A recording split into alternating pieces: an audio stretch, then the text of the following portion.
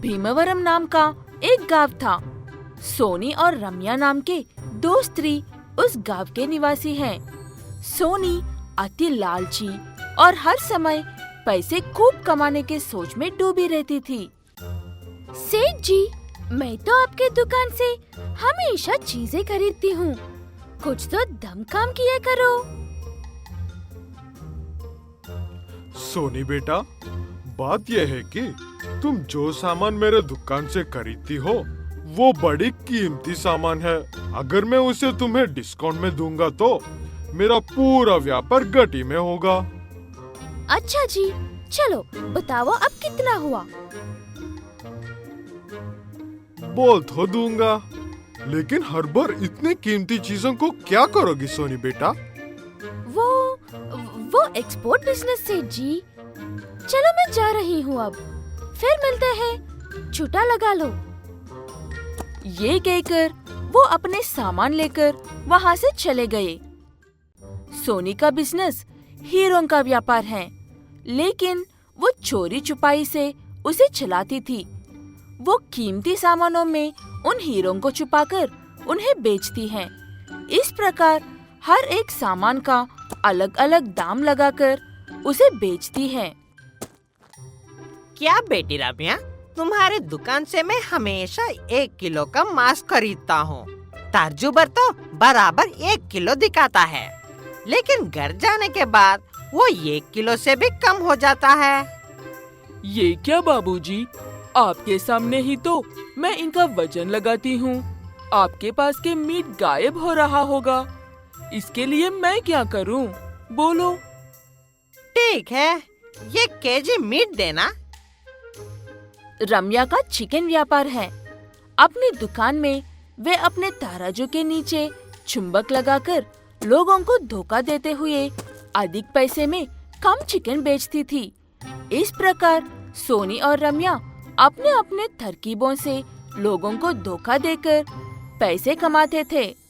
दोनों को अधिक लालची और घमंड था। सोनी अधिक पैसे कमाकर गांव के सड़कों में अपने कार में घूमा करती थी। ये देखकर रम्या, एक समय ऐसा था कि ये औरत मेरे से 100 या 200 लेकर जीती थी और अब आराम से कार में घूम रही है, परंतु इसके पास इतना सारा धन कहाँ से आ गया? मेरे व्यापार के कमाई से ज्यादा उस कीमती चीजें खरीदने में चला जा रहा है मेरे पैसे। ये रम्या मेरे काम आ सकती है, देखना है। इस प्रकार दोनों एक दूसरे को देखकर खुद से बहुत कुछ सोचने लगते हैं। अगले दिन रम्या को मेरे व्यापार में शामिल कर लूंगी तो मेरा बड़ा फायदा होगा। अगर पुलिस को कोई शक हुआ तो मैं इससे फंसाकर खुद सुरक्षित हो जाऊंगी। ये सोचते हुए सोनी रम्या के पास चल पड़ी, एक आइडिया लेकर।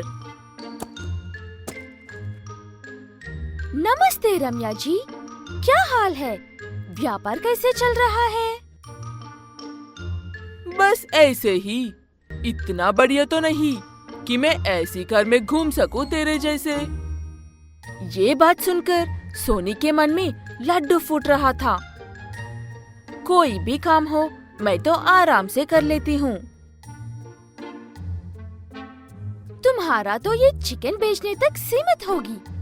मेरी बात मानो, तुम अपने मुर्गियों को मेरे पास ले आओ और मैं जैसे बेचने कहूँगी उसे वैसे बेचना। एक मुर्गी का 1000 रुपए मिलेगा। क्या बोले तो? मंजूर? 1 का 1000? सच? मैं अपने मुर्गियों को तुम्हें देकर दूसरे लोगों के पास भेजना होगा, बस यही है काम? हाँ, बस इतना ही। लेकिन अगर मैं दूसरों को भेजूंगी तो इन मुर्गियों को तुम्हारे पास क्यों लाना होगा? अगर इसे असली बात पता चल गया तो मेरी पूरा व्यापार डूब जाएगा। क्या है ना, इन मुर्गियों को अच्छे से तैयार करना होगा जिससे वो कीमती लगे, तब जाकर ये बेचेंगे। अगर ऐसी बात है तो ठीक है, कुछ भी कर ले इन मुर्गियों का, मुझे तो बस पैसों से मतलब है। और इस सोनी की तरह आराम का जिंदगी। बस इतना होता काफी है। ये कहकर सोनी के साथ व्यापार करने के लिए मंजूर हो गई और वहाँ से रम्या चले गई और सोनी अपने हीरे को बेचने की सोच रही थी और रम्या से उसी मुर्गियों को मंगवाए और दाना जितना छोटा हीरों को उन मुर्गियों को खिलाकर जिस स्थान पर पहुंचाना था वो रम्या के हाथों से पहुंच जाती थी। इन सब से अनजान रम्या पैसों के लालच में वो अपना काम करती और वापस आ जाती थी। इस प्रकार कुछ दिनों तक इनका व्यापार अच्छे से चल रहा था और दोनों खूब पैसे भी कमाने लगा। क्या हुआ होगा सोनी बेटी को? आजकल मेरी दुकान में आती ही नहीं। मेरी कुलीन गरकती वो। एक बार तो उसे मिलना पड़ेगा। ये सोचकर सेठ जी सोनी के घर के निकल पड़ा। वहीं पहुंचने पर सोनी और रम्या को पैसे गिनते हुए दिखा था। जैसे ही सोनी और रम्या उस सेठ को देखा, बहुत ही बुरी तरह से उनसे बातें करके अपने घर से धक्का मारकर बाहर निकल दिया। इन दोनों तो मेरे सामने ही बड़ा हुए और अचानक से इतना सारा पैसा। मतलब कोई गलत आम जरूर चल रहा है। सेठ जी ये सोचकर उन दोनों का पीछा करने का निर्णय लिया। वे दोनों असल में क्या गुल खिला रहे हैं ये जानने के लिए।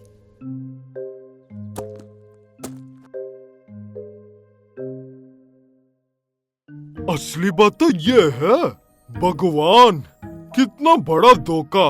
इन चोरों के खोज में पुलिस काफी समय से लगे हुए हैं, लेकिन उन हेरोइन का व्यापारी ये सोनी है। ये देखकर सेठ जी को बड़े जोर से झटका लगा। अब तो और देरी नहीं, तुरंत ही पुलिस को फोन लगाना होगा और उन्हें पूरी बात बता दूंगा। पुलिस ने उन चोरों को रंग हाथ पकड़ने के लिए पहले रम्या का पीछा किया और फिर सोनी और रम्या दोनों को अरेस्ट करके जेल में डाल दिया। इन दोनों को पकड़ने में तुमने हमारे सहायता की, इस कारण हम तुम्हें 100 हीराएं दे रहे हैं।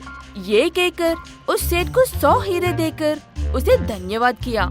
सेठ जी बड़े ही खुश हुई उन हीरों को पाकर। लालच में पड़कर क्या कर रही हूँ सोचे बिना तुम्हारे जैसे लड़की से हाथ मिलाए। मेरी ही गलती है। ची ची ची ची। ये बदनसीब से हाथ मिलने से पहले मेरा व्यापार आराम से चल रहा था। छी।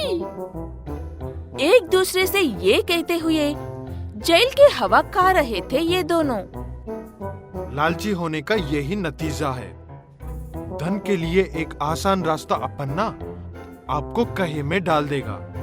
अब तुम दोनों चुप हो जाओ, वरना लाठी उठाना पड़ेगा। ये सुनकर दोनों चुप हो गए और किए हुए हरकतों के बारे में सोचते हुए दुखी होते हैं।